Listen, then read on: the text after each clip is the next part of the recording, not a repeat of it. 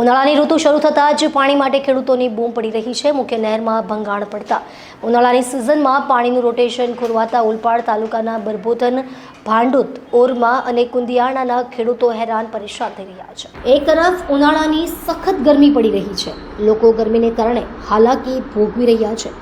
આ સાથે પાણી અને વીજળી ડૂલ થવાને કારણે ખેડૂતો હેરાન થઈ રહ્યા છે। ઉનાળાની ઋતુ શરૂ થતાં જ પાણી માટે ખેડૂતોની બૂમ પડી રહી છે।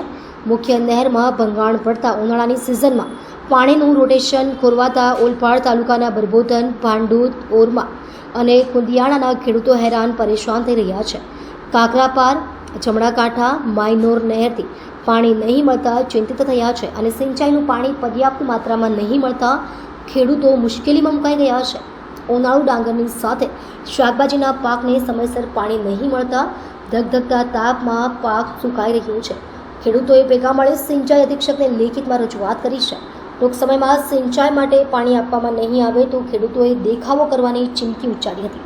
શું કહેશો ફરી એકવાર ખેડૂતો સાથે લઈને રજૂઆત?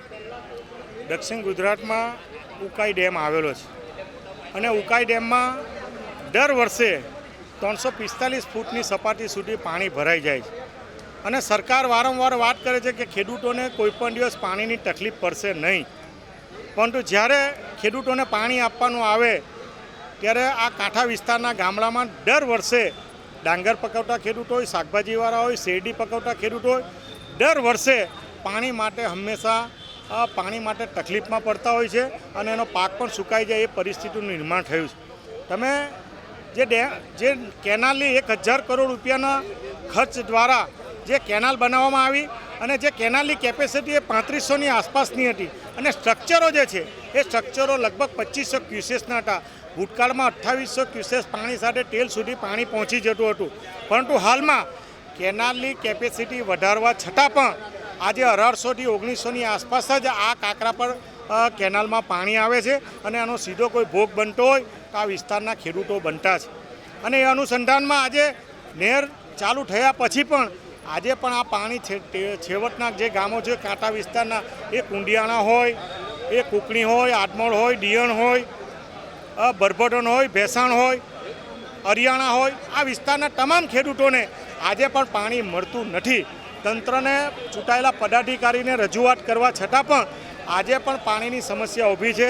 ખેડૂતોની લાગણી સાથે રાખીને આ વિસ્તારના તમામ ખેડૂતોને સાથે રાખીને સર્કલ અધિકારીને વિનંતી કરી છે કે તાત્કાલિક અસરથી 2 દિવસમાં પાણી મળવું જોઈએ।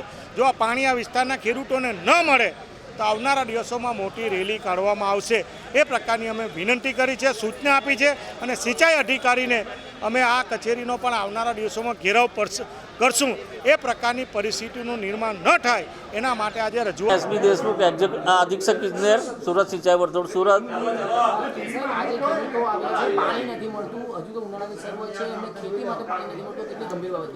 એકચ્યુઅલી આ વસ્તુ કેમ પ્રોબ્લેમ ઊભો થાય છે, આપણા વિસ્તાર છે ટોટલ શેરડી બરાબર થતી નથી, એટલે ડાંગરનો વિસ્તાર છે ને ડાંગરના વિસ્તારમાં કન્ટિન્યુઅસ પાણી જોઈએ। અમે ઝીરો પરથી નહેરના ઝીરો HR છે ત્યાંથી 3560 ક્યુસેક પાણી આપીએ છીએ અને 3560 ક્યુસેકમાં આપણા ઓલપાડ અને રાંદેર વિસ્તારમાં 1750 ક્યુસેક પાણી આ સાઈડ આવે છે અને એકલા રાંદેર સબ ડિવિઝનને 450 ક્યુસેક પાણી આપું છું હું। નહેરની કેપેસિટી પ્રમાણે પાણી આપું છું, એનાથી વધારે કેપેસિટી નથી, એનાથી વધારે પાણી આપવા જાઉં તો નહેર તૂટી જાય એવા પ્રશ્નો ઉપસ્થિત થાય, એટલે આ સમય સોલ્યુશન છે। અમે કીધું છે 2 દિવસમાં ઉપરવાળા ખેડૂતોને, 4 દિવસમાં જે ટેલ વિસ્તારના ખેડૂતો છે એને પાણી આપવાની અમારી કોશિશ રહેશે। અચ્છા, એવી વાત છે કે ડાંગરના પાકને કારણે